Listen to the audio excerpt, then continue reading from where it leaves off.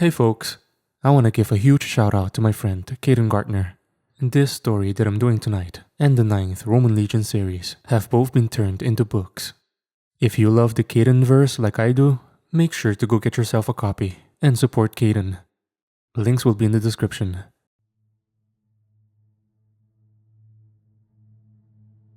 The next thing I knew, I was waking up in a bed in this hotel room, and 2 weeks had passed. The first thing I noticed when I woke up was that my ears and throat hurt like hell. Then, I could actually hear the rats crawling in the walls of the room. The room I was in was small. It was just a twin-size bed and 4 walls. The blankets were heavy and soft buffalo hide. I touched my chest. The wound was right where my heart would have been.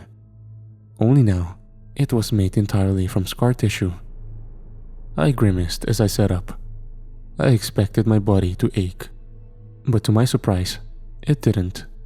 Hell, even my shoulder and knee felt normal now. I stood up from beside the bed, wondering just what kind of dream I must have been having. That was when I realized that I was buck-ass naked. I sat back down and got back under the blanket. "You're finally awake," Willie said as he walked into the room. A flash of rage went flying through my mind. I would have gotten up and knocked the shit out of him, but I don't fight naked. "Where did you go?" I barked. Well, I had to figure out what was disabling our teleportation spells. It turns out it was a nifty black magic spell that Vlad conjured up using some old Nordic runes. Broke the moment Lilith had him suspended. "Did we at least take care of them?" I asked in an annoyed voice. "No, Megan was so focused on protecting you after you had gotten yourself killed protecting her that she didn't have time to do the spell. So, thank you. You made us lose." "What do you mean killed?" I asked. Willie just pointed to the scar tissue on my chest. "You don't get shot through the heart and live, kid." I ground my teeth together when he told me this. I didn't like this at all. If I had died, then why was I sitting there? "How am I?" "Alive?" asked Willie. "Yeah?" Willie exhaled. "Because I gave you a serum?" "A serum?" I asked. "It's like a potion. It healed your wounds, made you a little stronger, and also brought you back from the dead." I gave him a confused glance. "What?" I asked. Willie rolled his eyes. "Ken, you're special. You always have been. That's why I picked you." "You picked me?" That was when I suddenly remembered. "Wait, where's Atkins?" Willie glanced away from me. He's alive, but we're doing the best we can," Megan said from the doorway. "Well, you can't give him the same shit you gave me?" I asked. Willie took a deep breath. "No." "Why the hell not?" "Well, for one, the Omega serum only works on the dead, and I only have enough for one person." I just about shot out of bed, but I remembered that I was completely nude again. "Is he going to live?" I asked as I slumped back down. "He should, so long as I can keep the infection at bay," Megan said. "It would be easier to heal had he not been hit by one of the Revenant's bullets." Willie followed. "It's just a bullet," I said. "Lilith did something to his guns. Atkins has some kind of black magic-based poison running through his veins. Megan and I have been doing our best to fight it off, but it keeps coming back," Willie said with a grim tone. I slumped further down in the bed. I didn't know whether to sob or scream. "I'll get your clothes, and you can go see him," Megan said softly. I didn't respond. I just stared at the blanket covering me. We'd been used constantly ever since we started chasing the Pedro brothers. And now, it had cost me my life, and possibly Atkins's as well. About 15 minutes later, Megan had escorted me across the hall to Atkins's bed. The now one-armed and one-eyed man lay sleeping with a wet rag over his forehead. His bandages still seeped with pus and blood. I exhaled when I saw him, as a lump filled the back of my throat. I'll be in the hall if you need anything, Megan said softly before walking out. I watched my friend for a few moments. If you die, I'ma whoop your ass, I promised before I turned and left the room. As I entered the hallway, I found Willie waiting for me with Megan. Where's the nearest saloon? I asked, fully intending to drown my stress in whiskey. You're not leaving, Willie said bluntly. What? I asked. Ken, you've been through a lot. You've just gotten the Omega Serum and don't know your own strength yet. We can't have you getting drunk and punching a hole through someone's chest. Megan just bought this hotel. We don't want to be run out of town, Willie said. I rolled my eyes and marched back to my room. That's where I spent the rest of the day, until I eventually fell asleep again. The next morning, I woke up to a knock at my doorway. Willie stood with his hands in his pockets. What do you want? I asked. I figured I'd give you an update on our situation, Willie said. Why would I care about our situation? All everyone's done is use us, I responded with an annoyed tone. I didn't care. I didn't want to care. We had gotten played by everyone, and I didn't even trust the people who'd brought me back from the dead. Willie leaned on the doorframe and raised his eyebrows. Why did you become a marshal? He asked. Because I'm good with a gun, I responded. Ken, don't lie to me. I rolled my eyes. My daddy was a Texas Ranger. He was the protector of the family. I figured if I was gonna carry on that mantle, I'd need to choose a profession that benefited that. And how'd that turn out? He asked. Well, Mama died right after I got the job. My brother died a few months later in a boat accident. Then my daddy died a few weeks ago. So now, I ain't got a family left to protect. Closest thing I had left is dying in the next room. Is there a reason you're asking me questions? I'm just trying to get inside your head. You seem to have no problem taking a bullet to protect Megan. It seemed like the right thing to do, I said. Why? I don't know. I don't like seeing people die. But you've killed people before, he asked. Only to protect the innocent ones, I said as I straightened up in the bed.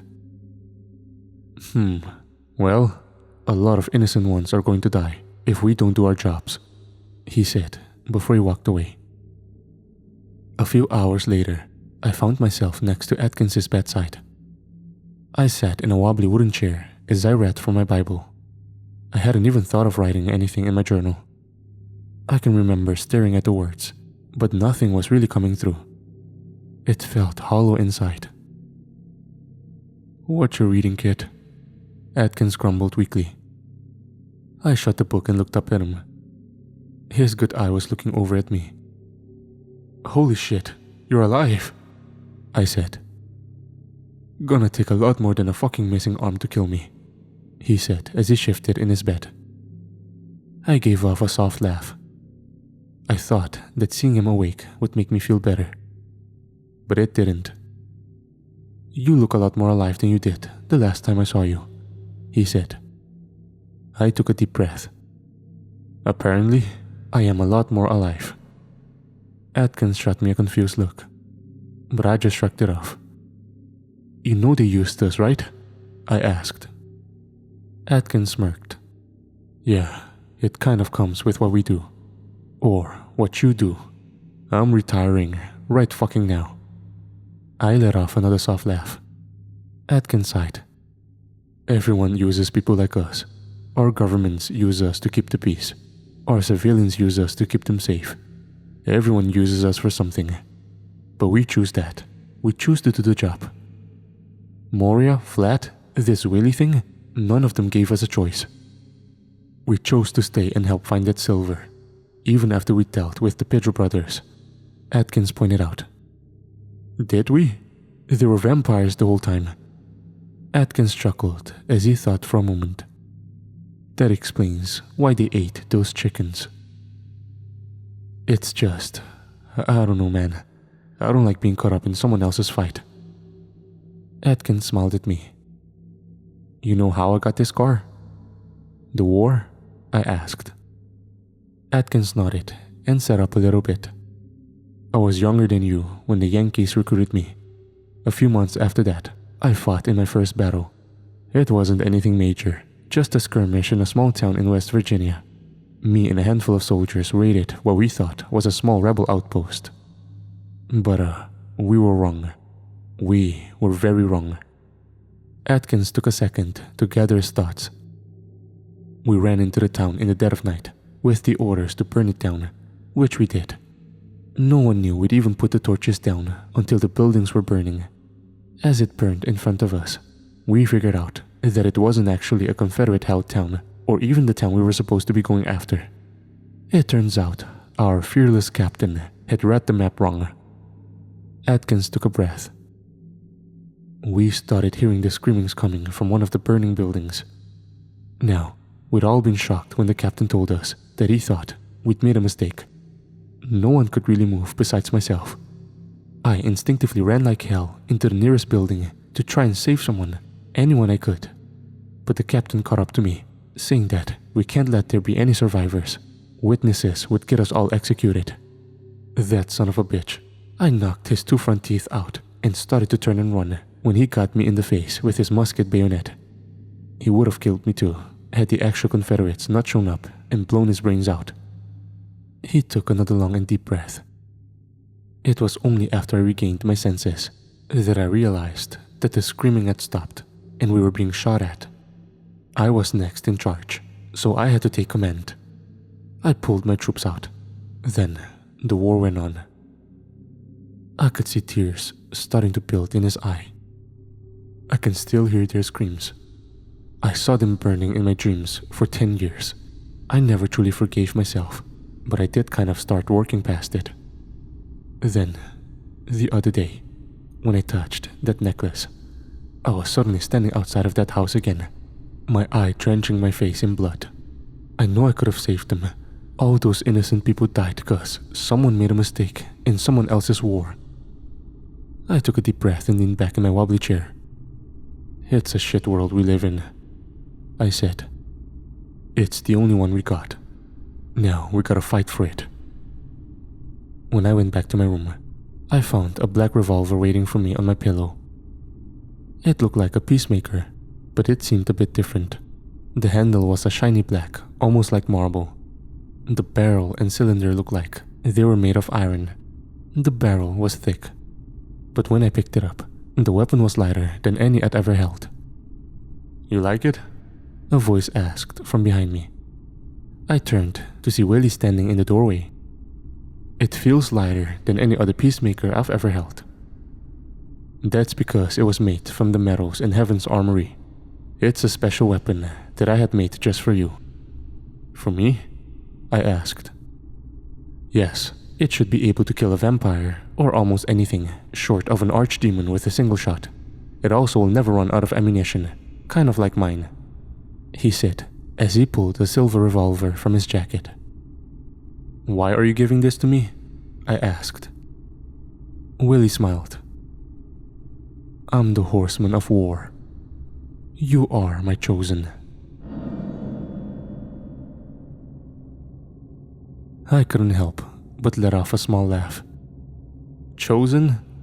I asked with a raised brow. Willie shrugged. And did you just say you were a horseman? Like, of the apocalypse? He sighed. It's a bit more complicated than that. But yes, one of those. I'd say I was surprised. But that would have been a lie. Aren't you guys supposed to end the world? Why are you trying to save it? Willie laughed again. The apocalypse is a complicated thing. Death seems to think that it's supposed to have a set time and date, but none of us really know. Personally, I'd rather it never happen. Until the day it does, our job is to ensure it doesn't. You understand? So, is Willie your real name? I asked. It's what I go by. I haven't remembered my human name since I died fighting the Persians, he said. I raised a brow. What? I asked. He took a deep breath. It's a long story. A shortened version is that I was a soldier in the Spartan army who was the chosen of the original war. He wanted to retire, so he gave me his powers. So I'm alive because you want to retire? I asked. No, you're alive because you've proven yourself useful. You're not the first chosen I've had. What happened to the others? They died horrible deaths. I took another breath. That's not a good sign. Willie shrugged. It comes with what we do. Now, you may have noticed some enhanced senses. It's something we're going to have to work on while you get used to your new body. Hopefully, Lilith and Vlad tore each other apart just enough to give us some time. That's pretty much it for now. We've been spending a lot of time training. The new gun is powerful. It kicks like a mule, but it's nothing I can't handle. I got to test it on watermelon this morning. We put the watermelon behind a 2-inch thick slab of iron. The pistol put a hole in the iron and reduced the watermelon to pink and green mist. Atkins is also up and moving around a bit. When he saw the gun in action, he laughed. I'd clap if I had 2 hands, he said. I've also been spending a lot of time with Megan. She's been nice to me so far. She seems a bit more cheerful than her colleagues. Definitely more than Sonia. Sonia and I are going on a trip to recruit someone tomorrow. So are Atkins and Megan. Apparently, there's been a string of killings a few miles south of here, where the victims have been shot to pieces. July 8th, 1899. Sonia and I were teleported to a campsite somewhere in the Rockies. It was quiet and the ground was slick, like it had just rained. I could feel the mud squelch under my boots with every step. I didn't know much about the man we were looking for, only that he traveled alone and knew Sonia and Willie from a run-in with something called a Wendigo. I guess they've been working on and off together since. The campsite wasn't much, just a smoking pile of burnt sticks and a single tent crafted from various furs and whatnot. Remember, Ken, let me do the talking, Sonia said as we walked by the fire. I only nodded back at her as I looked around at the greenery surrounding me. We were in the middle of the mountains, in the middle of the forest. I wasn't sure we had the right camp. That was until I smelled the wet dog. I could hear the breathing and rustling of leaves from all around us. Then came a low growl. I pulled my gun instinctively and aimed it in the direction of the growl. "What are you doing?" Sonia asked. A big black wolf stepped from the brush. Its upper lip was up as it exposed its pointed teeth at us with a snarl. "Ken, lower your gun," Sonia said calmly. "Why?" I asked. "Duke doesn't like guns," a male voice said from behind me. I turned around to see a bearded, half-native man flanked on either side by massive grey and white wolves. "Wyatt?" Sonia greeted. "Sonia?" Wyatt greeted. "Wait, Wyatt as in Wyatt Walker? The man who walks with wolves?" I asked. He looked older than I was expecting. He had long black hair and a short black beard. He wore no shirt or shoes, just a pair of dirty pants with a tomahawk and a knife attached to the belt. Wyatt nodded. "Who is he?" he asked. "This is Ken Sullivan, U.S. Marshal. Also, Willie's chosen." "No shit?" asked Wyatt with a smirk. He looked at me. "He tell you that you were gonna die a horrible death?" I pressed my lips together and nodded. He smiled and turned back to Sonia. "And why is it that you two are in my camp?" "Remember when we killed that Nosferatu? The one who unleashed it on your village is coming our way. I figured you want to help us kill her." Wyatt laughed. "Lilith is back. You'll need more than just me and an Omega soldier. We've got Megan and Hiroshi in town as well." Wyatt turned his head to the side. "Megan may stand a chance. The rest of you are going to die." I scoffed. Wyatt snapped his head toward me. "You disagree?"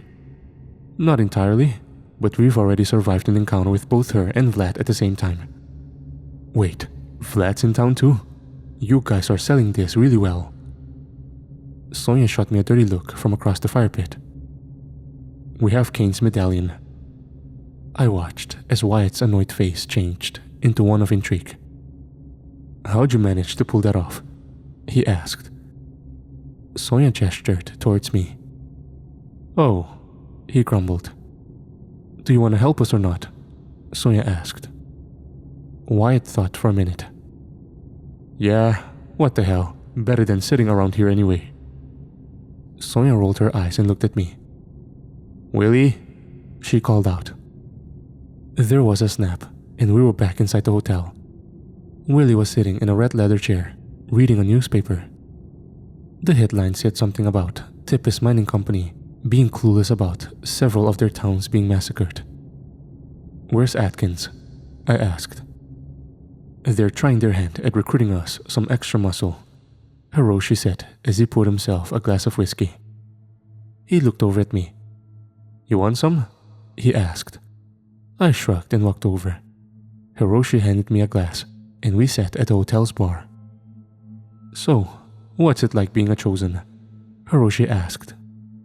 I can hear everything that goes on in the hotel at night. Yeah, me too, Hiroshi said with a small laugh. What's it like being a vampire? I asked. It sucks. I fucking hate the taste of blood. I smiled and turned to him. Seriously though, how'd you keep being you after you got turned? Hiroshi took a deep breath. Megan found me half dead in the street. I had just got bitten in a brothel in California and was in the process of turning.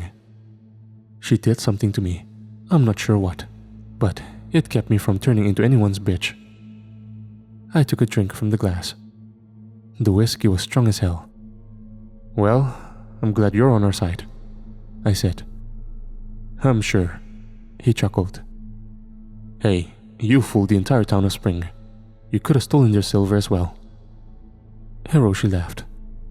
I'm a vampire. What use do I have for silver? Yeah, here's a better question. If silver is a vampire's weakness, why is Vlad mining so much of it? I asked. I'd imagine he wants to get it before someone else does. Yes, but why? Why not make sure no one finds it? All he's doing by mining it is putting it into circulation. Seems kinda stupid to me. Hiroshi shrugged. That's a question for Vlad. He did manipulate events for you guys to show up here. That's another thing. Why us? Why not abduct some people from a nearby town or something? You heard Vlad. He needed good humans. I'm guessing he knew we'd try to recruit you. The hotel was 4 to 5 floors tall, and we sat on the first, which was a bar, a lobby, and the door to the stairwell. I turned and looked out into the lobby from the bar. That was when I noticed that no one had come and stayed at the hotel since I'd been there. Place seems kinda empty, I said. Megan isn't allowing guests, telling everyone that it's under maintenance or something. My eyes moved over to Sonia, who was speaking with Wyatt and Willie in the corner of the room. I honestly wonder what's going to happen at the end of this. The thought bounced through my mind. Was I going to die a horrible death? There was a sudden noise. Megan arrived with Atkins in the center of the room. Willie stood and smiled at her. What did Colonel Grayson say? He asked. That we're stupid, Megan said. Oh, asked Willie. Yeah, she lost him when she started talking about an undead gunslinger, Atkins added. So he's a no? Asked Sonia. No, he said yes. He just called us idiots. Why'd he say yes? I asked. Because he may be the one man in the world that hates Vlad Tippis more than Van Helsing did, Willie said. July 12th, 1899. There's another fight coming. I don't know where or when, but it's coming.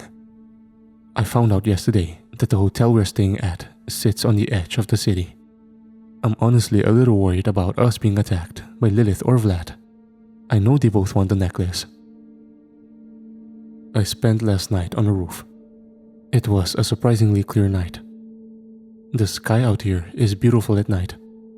There are stars everywhere, and the moon is growing ever closer to being full. I poured myself a glass of whiskey as I tried to enjoy the evening. I guess I just wanted to clear my head. That was when Megan came onto the roof with me. "Why are you out here all alone?" she asked. "I don't know. Not much has happened since we went recruiting." Megan exhaled. "That's how the job goes sometimes. It's either life-changing or boring. There's no in-between." "And you guys wonder why I have a hard time trusting you?" "Well, you did take a bullet for me," Megan said with a smile. "Yes, and before you ask why, I don't know why I did it. I just did." Megan smiled softly. "I know exactly why. You're a good man." I chuckled. Maybe I'm just fucking stupid." Megan got a good laugh out of that one, which in turn gave me a good laugh as well. She looked at me, and her eyes seemed to sparkle in the starlight. My heart danced a little inside my chest. "You have any more of that?" she asked, looking down at my whiskey glass as she sat down next to me. I pulled the bottle from next to my feet and showed it to her. "I'm not sure how much it'll take to get me drunk anymore, but I fully intend to find out," I said as I put it between her and me. I woke up naked and in a room that was not mine around noon. My eyes grew large as my head throbbed. I rolled over to see the bed next to me was empty. My eyes scanned the empty room. It looked very similar to mine, just a bit bigger. That was when I found Megan putting her clothes back on. She must have seen the dumbfounded look on my face. She smiled softly. "So, we found out how much whiskey it takes to get you drunk." I raised a brow. "How much?" I asked. Megan smiled. "I'll tell you tonight," she said before leaving the room. I dropped back down into the bed. What the fuck have I just gotten myself into? July 20th, 1899. So, Megan and I have been sleeping together for a week straight now. I don't know how it keeps happening, or why. I'm not complaining. We don't have much else to do, and I've learned a lot about her over pillow talk. She was born in England around 485 AD and was a student of a magic man that called himself Merlin. I don't know much about King Arthur, but I know that apparently the stories got it wrong. Merlin died fighting Lilith. According to Megan, there's a whole story behind that, which she was present for. She also revealed that she works for a group high up in the Vatican that helps protect the world from supernatural threats. She also revealed a lot about the history behind Vlad and Lilith. Vlad had made a deal with her shortly before he was ultimately killed in battle. She found his corpse and turned him into the first official vampire. He and his kind were supposed to be her slaves for eternity, until he did what almost all of Lilith's servants eventually do. He ran away and created an army, all because he loved the new species that he desired too much to let them be slaves.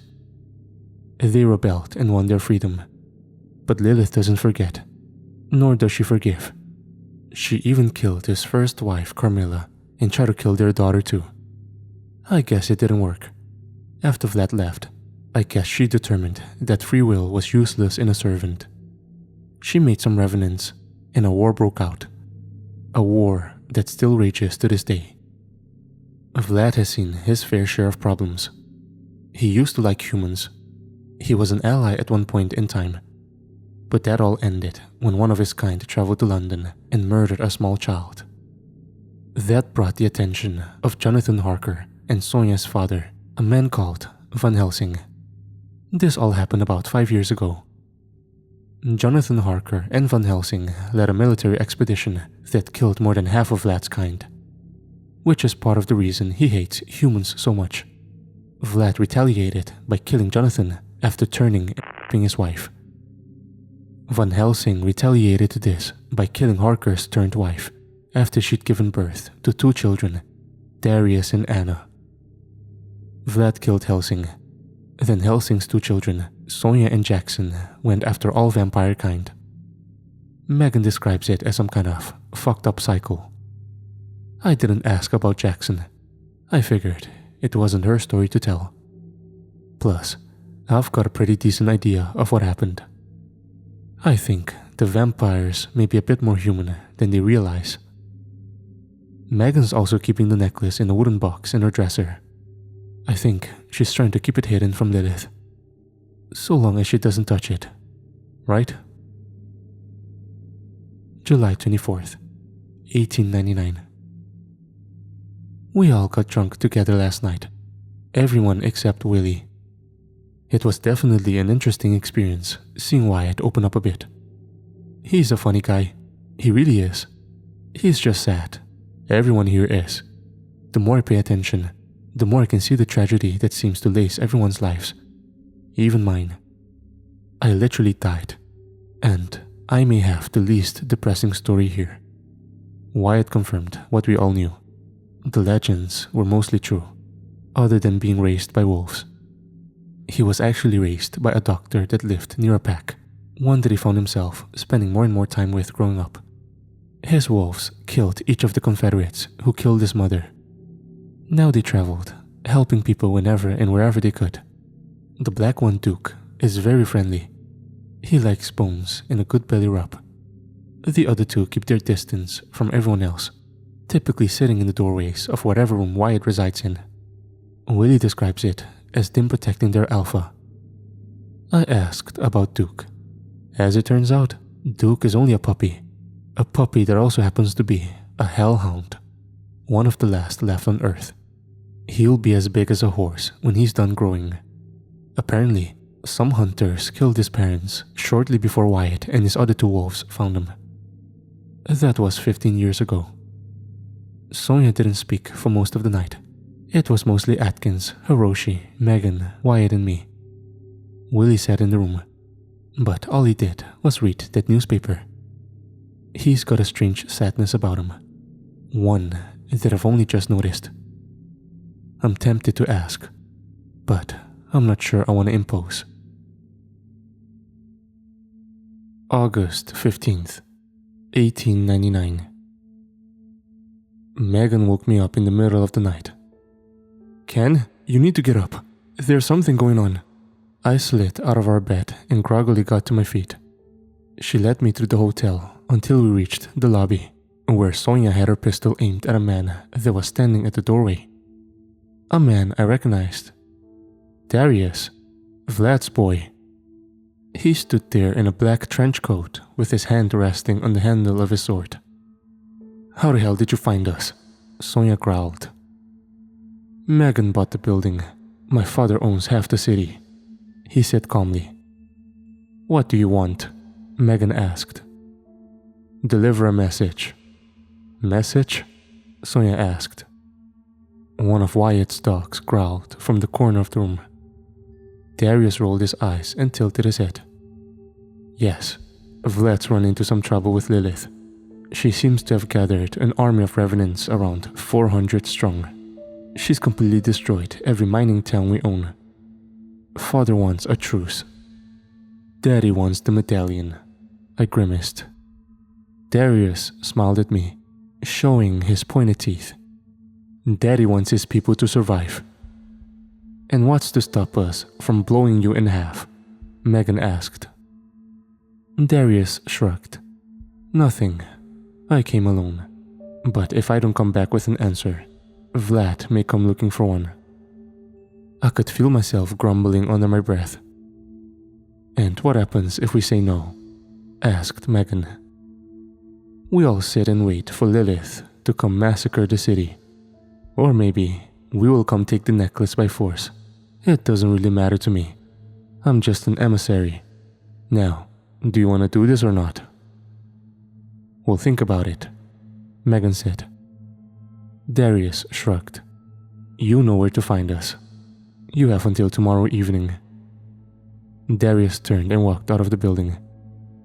I held my breath as we all looked at Megan. What are we doing? Asked Sonia. We're not about to help them? Asked Hiroshi. No, but we can't let Lilith come here either. Megan rubbed her chin as she thought for a second. We can't get into a gunfight in the street here either, I pointed out. I say we go to Colonel Grayson and set up a trap, said Atkins. That could work. The only problem is, she was cut off by a loud crash from above us. What was that? I asked. Megan's eyes got large. My room! We all sprinted up the stairs. As we made our way to the 4th floor, upon arriving in the hallway just outside of Megan's room, we found another familiar face. The face of Moria, as she held Hiroshi up against the wall by his throat. 2 vampires in black flanked her. I instinctively raised my new revolver and fired. The bullet whisked through one of her guardman's skull, and his body crumpled to the floor. Megan raised one of her hands, and the other guardsman went tumbling down the hallway until he exploded through the wall. Moria snarled at us as Jack and Vlad stepped out of the room behind her. Vlad had the wooden box in his hands and a wicked grin across his face. Sonia raised the rifle and opened fire, but Moria threw a grey pellet onto the floor, and it exploded, sending a white cloud of smoke into the hallway. No! Megan shouted as she charged forward into the smoke. We were too late, however, as Vlad and Moria were gone, wooden box and all. I growled under my breath. We found Hiroshi on the floor. His throat had been slit with a silver knife, and he was coughing up specks of blood. Shit, Atkins grumbled as he and I knelt around him. Hiroshi didn't really get any words out. He just stared at the ceiling with 2 terrified eyes before he stopped breathing altogether. I could hear Atkins exhale. Megan charged forward into the room. Sonia was last through the smoke, and she covered her mouth with her hand as tears welled up in her eyes. The smoke started to dissipate behind her. That was when I noticed the looming figure in the clearing smoke. My eyes grew large as I went to raise my gun, but I couldn't get a clean shot. That was when one of Jack's knives exploded out of her chest. Her blood splattered all over my face. Some even got into my mouth. It tasted like iron. Sorry, sis, Jack whispered into Sonia's ear. Jack cackled as he held Sonia up with his knife. I stood up with my weapon still trained on him. That was when Megan stepped out from the hallway and gasped. How could you? I demanded. It was relatively easy. All I had to do was thrust. We followed Jack as he backed up to a nearby window. He was careful to keep his head directly behind hers, as to keep me from getting a clear shot like I had on Hector. He didn't let go until he backed up into the window. That was when he shoved her hard into us and jumped out from the window. Megan caught Sonia and lowered her to the ground. She seemed more heartbroken than anything. I don't understand, she whimpered. She looked confused, like she couldn't believe what was happening. Don't talk, Megan pleaded. The life in Sonia's eyes very quickly started fading. Stay with me, Megan pleaded even harder. It was no use though. Sonia died right there on the spot. Our group was suddenly down to 2 members, and we hadn't even gotten to put up a fight. Sonia?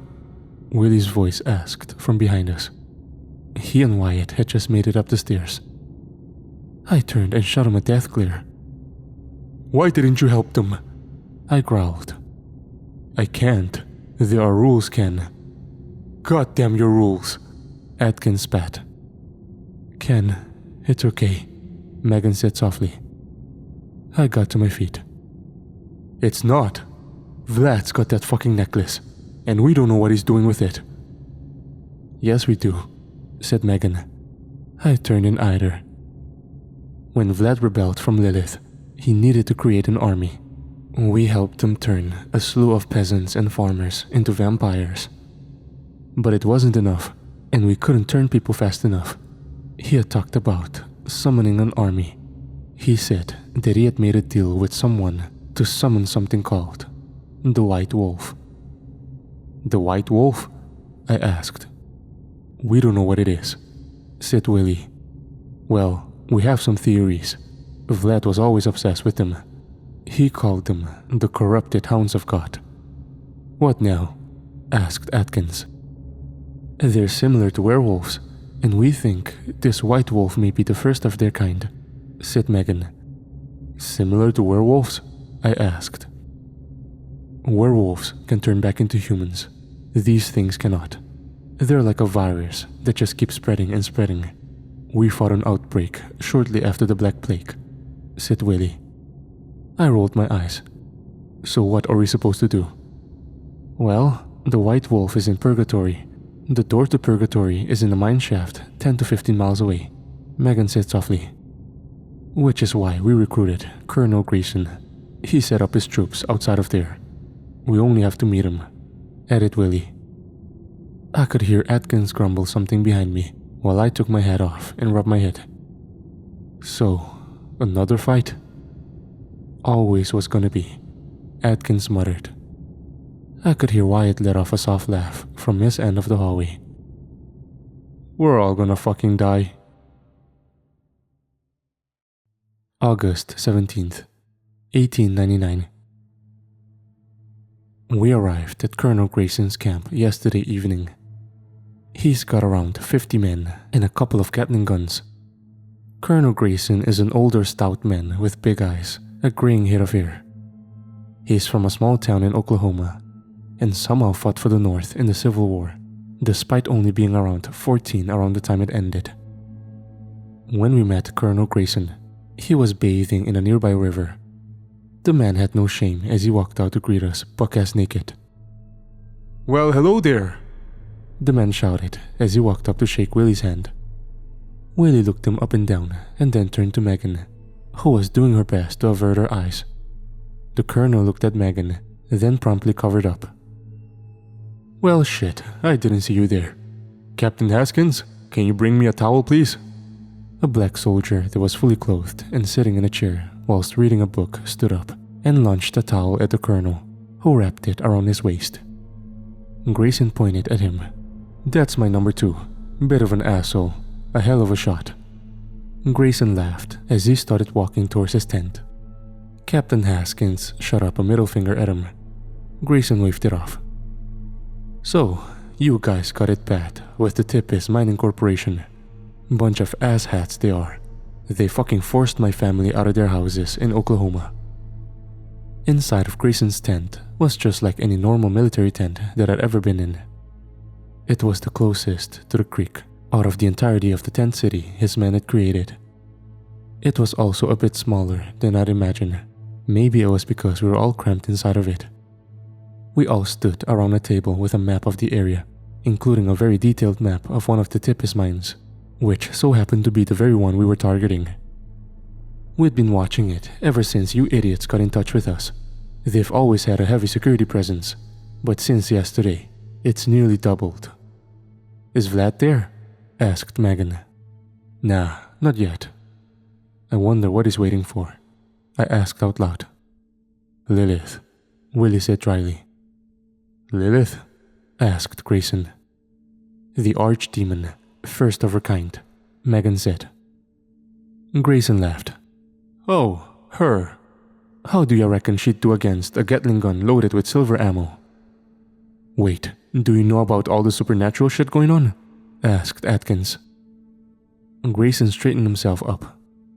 "The United States government is very aware of the happenings inside of its borders. That's why I'm here.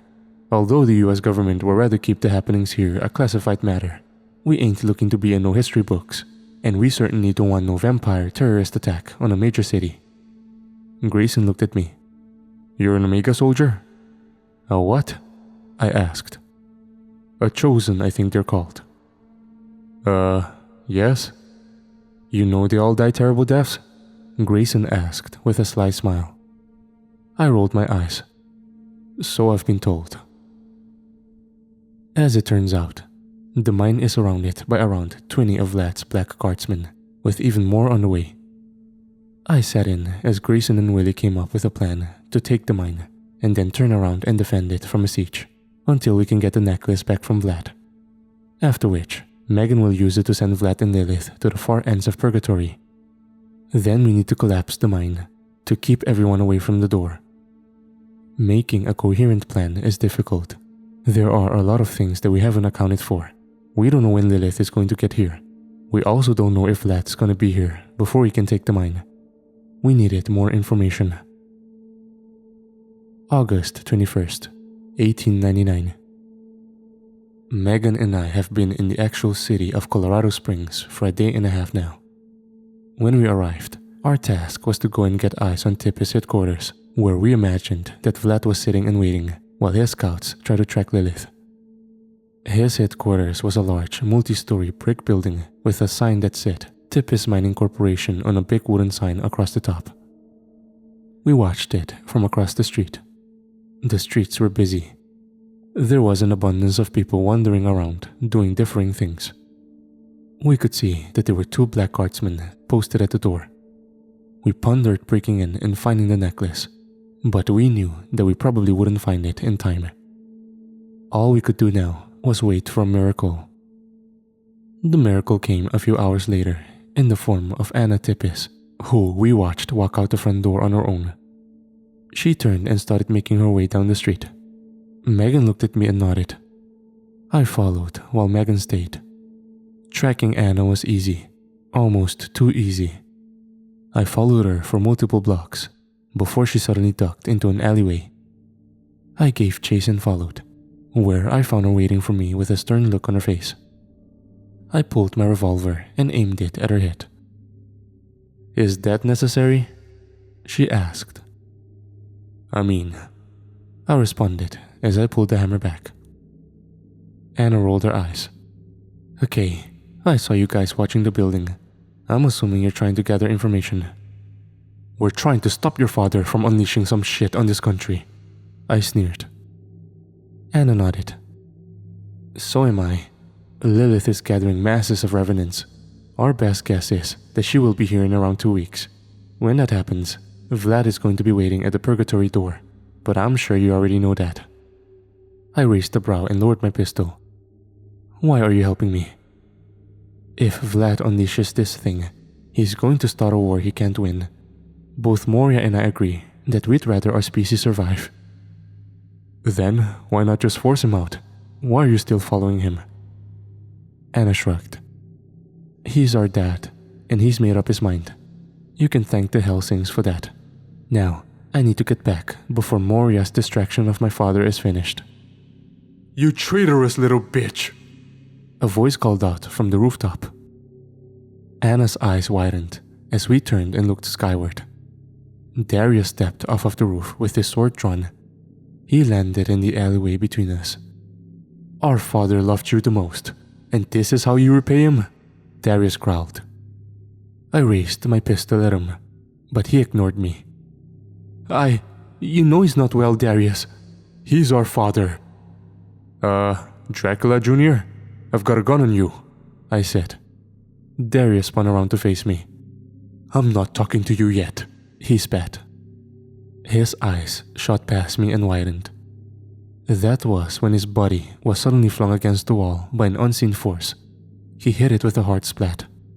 I turned around to see Megan standing behind me with her hands out in front of her.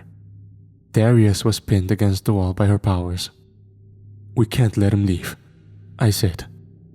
Anna looked a bit dumbfounded before she straightened herself back up. "I'll tell him you guys abducted him. I couldn't stop you if I tried. Just make sure he doesn't die before we stop my father. Please?"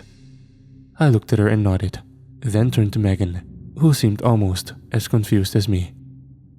"Take us back to camp," I said. August 24th, 1899. Darius is a loyal son. I'll give him that. The man hasn't said a word since we locked him up. Not that we need him to.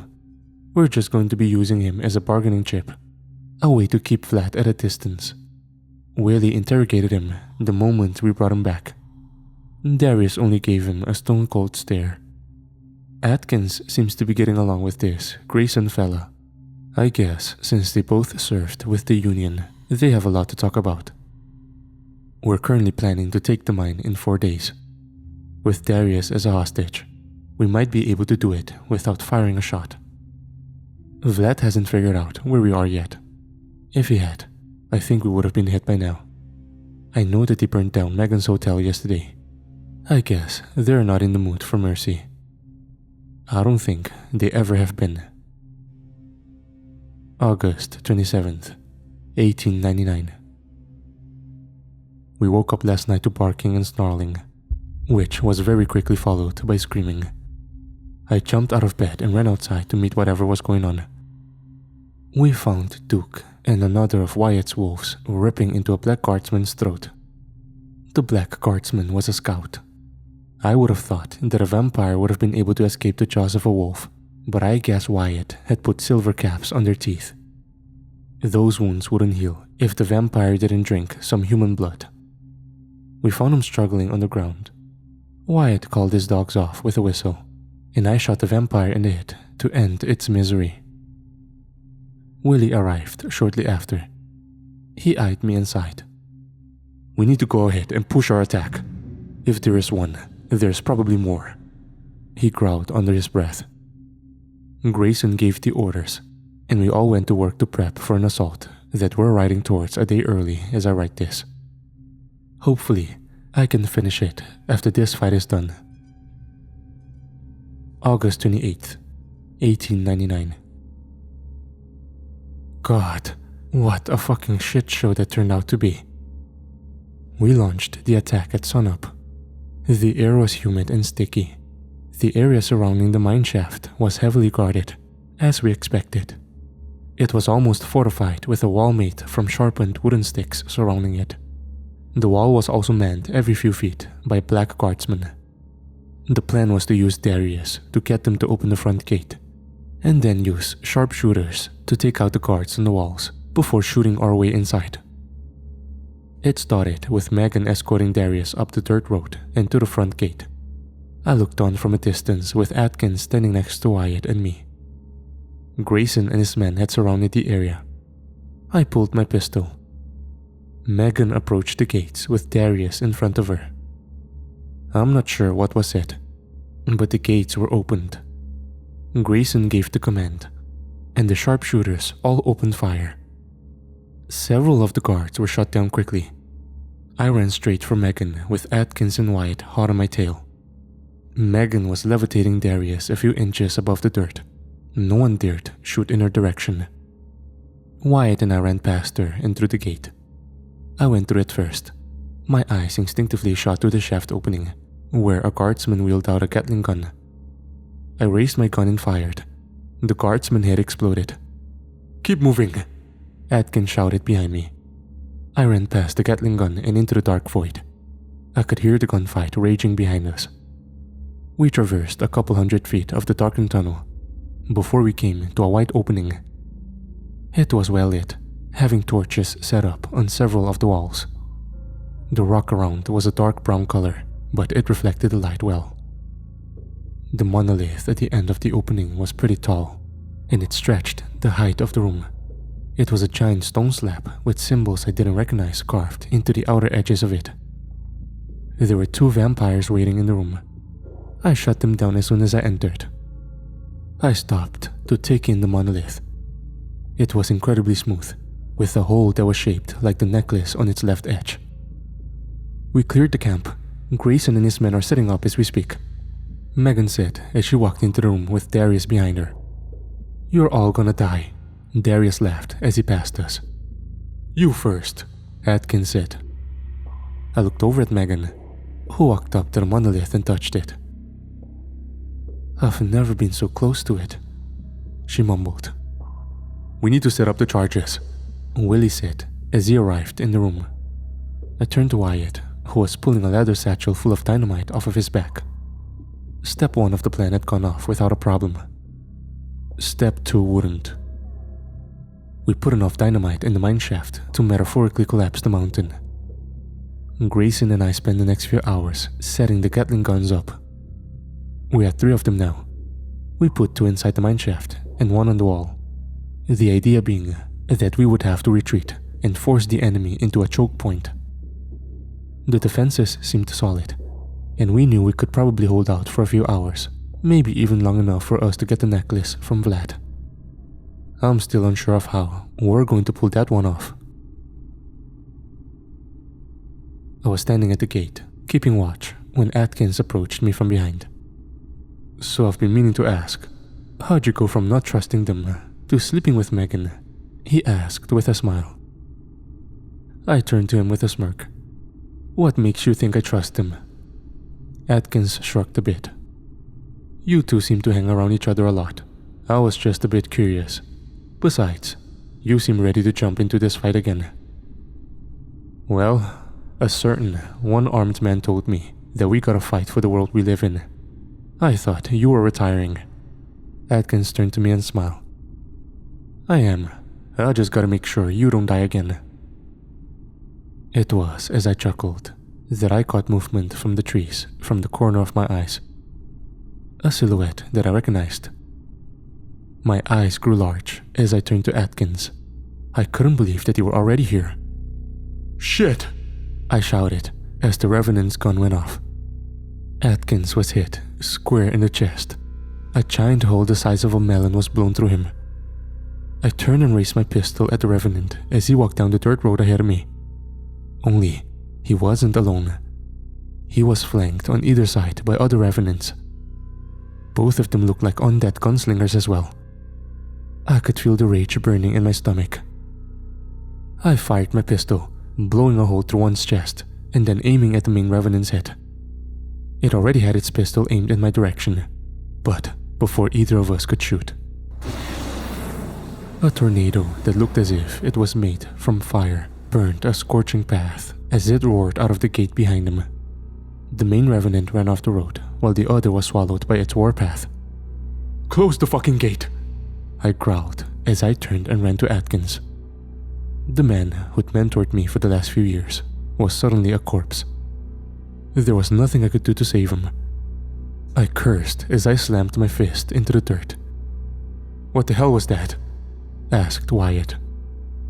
"Lilith making her presence known, which means there's going to be a three-way battle raging through here any minute now," Willie grumbled. That was 3 hours ago. It's dusk now, and we haven't heard squat. Grayson and his men have been quiet, other than Haskins, of course, who seems to be under the impression that we're all gonna fucking die. He's right though. I think most of the people here believe him. Megan's been trying to comfort me. I really appreciate the effort, but I'm not sure I want to be comforted by anyone. I can't believe Atkins is gone. I can't believe he died like that. I hope to God I'm the first one that Revenant thing runs into. I'm gonna blow its fucking head off. I've thought about walking away, putting this whole thing behind me. But I can't now. We only got one world. It's shit. But we gotta fight for it. I'll probably be dead in a few hours anyway. August 30th, 1899. I have no clue where I am. Well, I do, but I don't. It was around evening time when we started to hear intense gunfire from the woods around us. I gritted my teeth as I waited from one of the wall's corners. I couldn't see any muzzle flashes yet. There was definitely a fight raging in the woods. Megan walked up next to me as we watched. I could smell the corpses as they moved throughout the woods ahead of us. It seems Lilith's and Vlad's forces are facing off, she said. Good, make it easier to kill who's left, I grumbled. Megan gave me a worried glance. I could hear Wyatt's dogs growling from behind me. They could smell the blood in the air. I know this, 'cause I could smell the irony tang too. It took about 10 minutes before we got our first glimpse of the enemy. That being in the form of a few revenants armed with farming equipment. They came marching out of the woods at a walking pace, right in front of the fort. "Steady!" Grayson commanded. A loud gunshot rang out. Grayson's head suddenly snapped backward as he fell to the ground. I backed up into the fort, taking Megan with me. 2 soldiers slammed the gate close behind us. The revenants all charged. The men on the walls opened fire with their rifles, and all hell broke loose. Haskins was on the Gatling gun, spraying down revenants left and right. But it just wasn't enough. The men only had bolt-action rifles. It didn't take long for the horde to reach the walls. Men were yanked down screaming. Megan and I stood just inside the gate when the first of the revenants came over the walls. I shot down a few that came my way before turning and watching as 2 revenants with axes tore into Haskins. That was when the gate was torn down. A flood of death came charging through. I fired my pistol as fast as I could, but for every 10 I put down, 10 more would take their place. Megan conjured up walls of flames from next to me, scorching the dead and catching the wooden wall on fire. That was when the bright red beam of energy tore through a wall to our left. I turned with my pistol raised. Lilith stood there, with a sadistic smile on her face, as she locked eyes with Megan and I. I thought I smelled Merlin's magic, she hissed as she stepped through. Megan didn't hesitate, raising her hands and unleashing a torrent of flames in Lilith's direction. But Lilith simply walked through them with an even bigger smile on her face. "Feels like home," she said as she stepped forward. I remembered what Willie had said about my revolver. I aimed it and fired. If it hurt the archdemon, she didn't show it. I could feel my chest tighten as Megan grabbed me and yanked my arm. We sprinted back into the mine shaft, the dead nipping at our metaphorical heels. We ran past the 2 remaining soldiers that manned the Gatling guns inside. They opened up the moment we passed them, unleashing volleys of lead into the horde behind us. The choke point worked for maybe a few seconds before the Gunslinger Revenant's gun echoed throughout the mine. Twice. If anything, their sacrifice bought us a few more seconds. Wyatt waited for us at the monolith, with a repeating rifle aimed at the cave behind us. Darius had been tied to one of the walls with silver restraints. He cackled as we entered. "What a stand you made. Already retreating."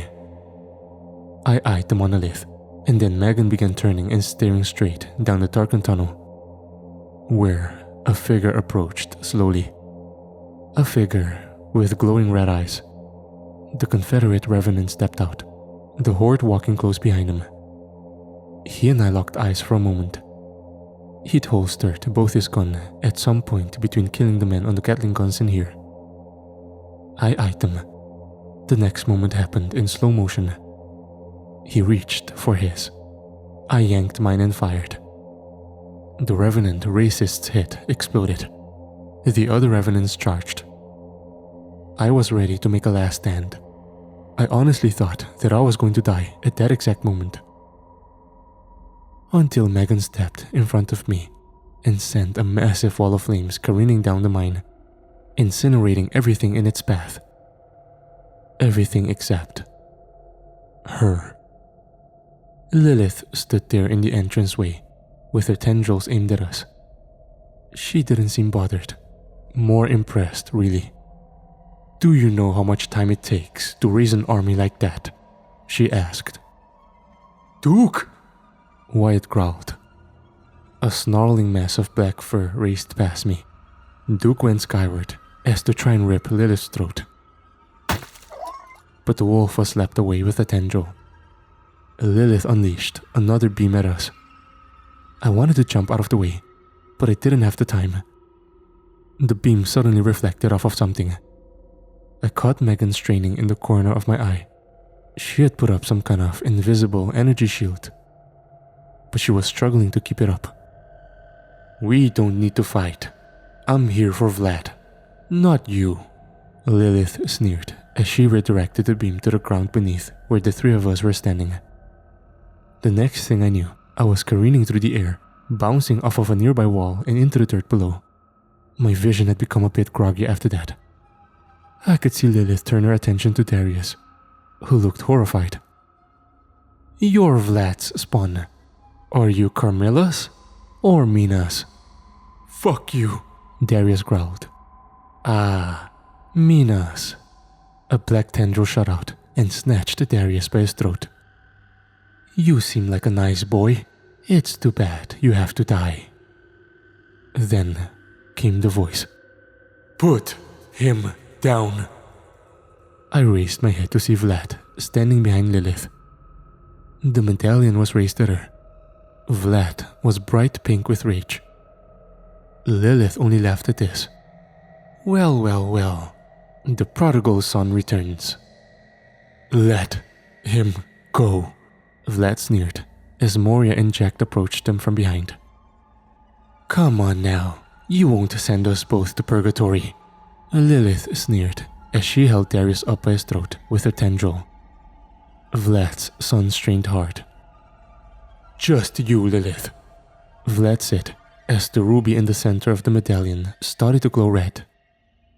Lilith shrugged before another of her tendrils shot its way through Darius's brain, showering the walls in red paint. Vlad's screams echoed throughout the mine as a red light blinded me. When I got my vision back, Megan was on her feet. Lilith was gone, presumably sent to purgatory by the medallion. But Vlad, he had a furious expression on his face, one that was directed at Megan. "This is your fault," he snarled. "Vlad, don't," Megan pleaded. "Don't what? I'm opening the monolith. I will have what is mine. Now move." "I can't let you do that," Megan said. Vlad seemed to consider this for a second before he raised the medallion at Megan, the ruby glowing red. "I just lost a son. I won't lose everything else." I found myself living in slow motion again. My heart rate was low. I reached for my pistol, but I dropped it. I only had a few milliseconds to formulate a plan. I couldn't let Vlad send her to purgatory. Not her. She was our best chance at winning this. So I acted. I got to my feet and leapt in front of the beam. It hit me in the back. The last thing I saw before everything went black was Megan's shocked expression. The next thing I knew, I was here, sitting in purgatory, writing in a journal that no one is ever going to find. It's strange here. This place is a jungle. I haven't gone exploring much. When I arrived, I found myself in a small clearing. The leaves and foliage around me were a mixture of green, red, and strangely enough, blue. It was also night. There's 2 moons in the sky above me right now. One is white. The other is a strange shade of orange. I sat there for a few hours pondering my next move. I got up and walked for maybe 30 minutes. Eventually, I came to a stream. The water was cold. I don't know if it'll make me sick or not, but I figure I'm gonna need it. I've been sitting here ever since, on a random rock. I've heard a few distant screeches from creatures I don't recognize. Lilith's out here somewhere. So is this white wolf they told me about. And God knows what else. I wish I had my gun on me. I really do. I hope Megan and the others made it out of that mine. I hope Anna came through, and they found a way to beat Vlad. I hope they come and find me.